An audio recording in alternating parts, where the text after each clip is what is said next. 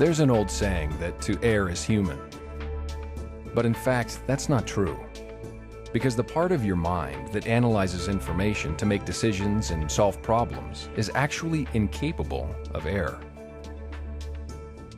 Think of your analytical mind as a computing machine. But it's not just any computer. It's a perfect computer. It never makes a mistake. Your very survival depends upon it always being right. But its solutions are only as good as the data that it computes with. When the reactive mind enters hidden, irrational information into your calculations, you compute or react in an irrational or aberrated manner. The word aberration means a departure from rational thought or behavior. Basically, it means to err, to make mistakes. Oh my God, please don't throw that! Please, please don't throw my guitar, Morgan! My God! Why did you throw my guitar, Morgan? Your analytical mind doesn't know its calculations are being corrupted by this irrational data. In fact, it doesn't even know the data exists.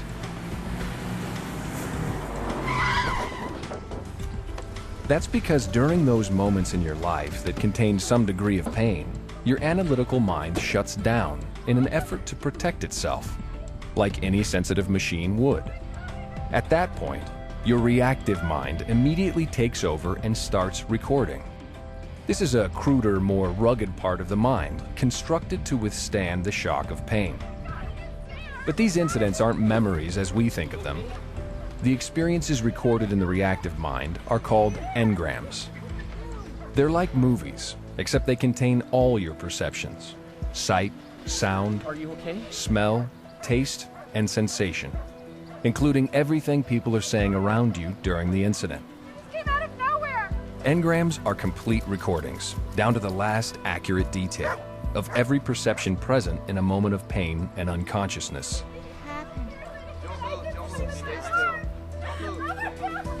The pain can be physical pain, like when you're injured, or emotional pain, like the shock you get when you experience a loss.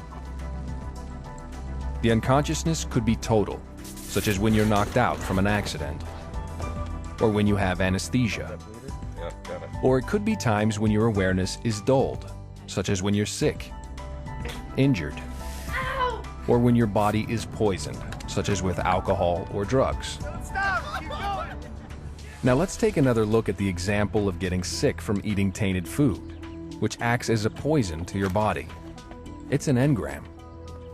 When you later find yourself in a situation that is in some way similar to an engram stored in your reactive mind, your reactive mind tries to get you to avoid the same painful thing from happening to you again. But it does so in a very crude and irrational way. That's because your reactive mind doesn't think the same way your analytical mind does. Your analytical mind thinks rationally. It compares things and sees the differences between them. For example, if you were asked to organize these blocks by shape and color, your analytical mind would have no problem. That's because it sees the differences between them. It thinks in differences. This is analytical thought. Now, you know analytically that an egg you eat today is obviously not the same exact egg that made you sick when you ate it 3 years ago. That's rational thinking. But the reactive mind is so crude it can't differentiate between things.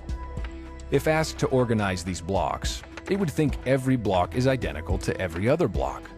It thinks anything is equal to anything else. This is called reactive thought. To the reactive mind, if a bad egg once made you very ill, all eggs you eat after that will also make you ill. This is because to the reactive mind, they're all identical. It can't tell the difference between the two eggs, or between now and then. But this goes even further. To the reactive mind, any piece of information in a specific engram is identical to every other piece of information in the same experience. For instance, let's say someone was playing the tuba while you were sick from eating an egg.